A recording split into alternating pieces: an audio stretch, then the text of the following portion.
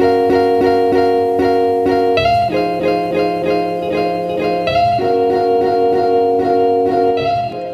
baru atau new normal menjadi wacana yang digulirkan pemerintah untuk beradaptasi dengan COVID-19.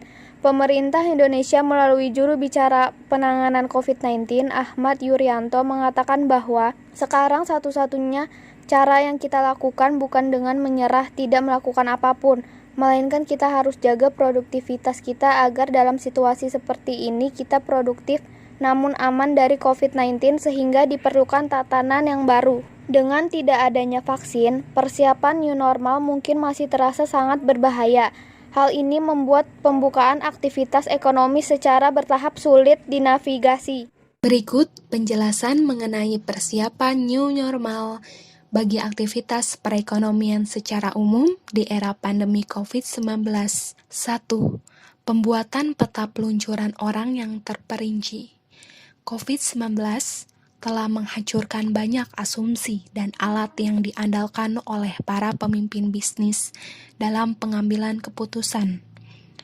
Maka, untuk memulai kembali, mereka perlu mendefinisikan kerangka kerja yang solid. 2. Meyakinkan pelanggan mengenai keamanan produk dan jasa. Persiapan new normal ini dapat dilakukan dengan tindakan-tindakan yang bertujuan untuk melindungi keselamatan dan kesehatan pelanggan. 3. Menjaga kesehatan dan keselamatan karyawan. Dalam persiapan new normal, didapati bahwa banyak karyawan yang ingin kembali bekerja, tetapi banyak juga yang khawatir tidak bisa melakukannya dengan aman. Maka, dalam hal ini, perusahaan meyakinkan para karyawannya tentang prosedur keselamatan dan menemukan cara untuk memotivasi mereka di dunia new normal ini. 4. Menghidupkan kembali permintaan pasar. Sebagian besar penurunan PDB sekitar 85% selama pandemi ini berasal dari hilangnya permintaan pasar, bukan dari gangguan pasokan. 5. Tinjauan ulang sistem IT dan teknologi perusahaan. CEO dan CTO perusahaan dalam persiapan new normal ini harus bereaksi cepat terhadap permintaan untuk memfasilitasi dan membuat staf bekerja dari jarak jauh. 6.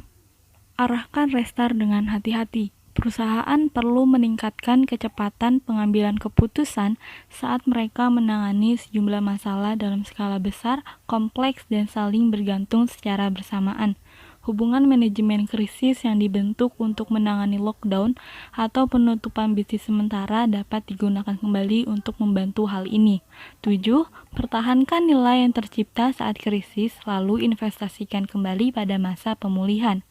Banyak perusahaan yang mungkin dapat melanjutkan beberapa trik yang mereka adopsi pada awal krisis kemarin saat mereka kembali ke operasi penuh di era new normal ini. Misalnya, memungkinkan lebih banyak orang untuk bekerja dari rumah secara lebih sering dan meningkatkan jumlah konferensi lewat video. Sistem new normal yang diterapkan pemerintah di masa pandemi seperti sekarang ini membuat masyarakat harus pintar-pintar memutar otak.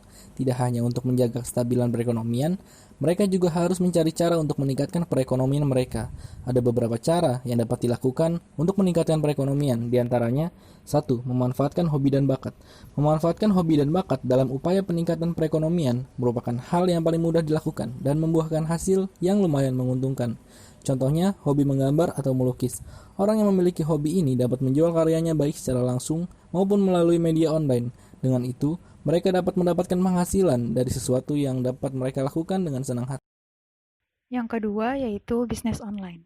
Di mana masa pandemi seperti ini membangun bisnis tidaklah mudah, apalagi jika dilakukan secara langsung. Maka dari itu, bisnis online merupakan salah satu cara untuk meningkatkan perekonomian diri. Ada banyak sekali jenis bisnis yang bisa dilakukan secara online, seperti menjual baju, alat kebutuhan rumah, alat kecantikan, dan lain-lain. Bisnis online dapat dilakukan melalui sosial media ataupun platform atau aplikasi untuk belanja online yang sudah ada di Indonesia. Cakupan target pelanggan bisnis online juga sangat luas. Jika penjual pandai untuk mempromosikan bisnisnya, maka siapapun akan tertarik untuk membeli.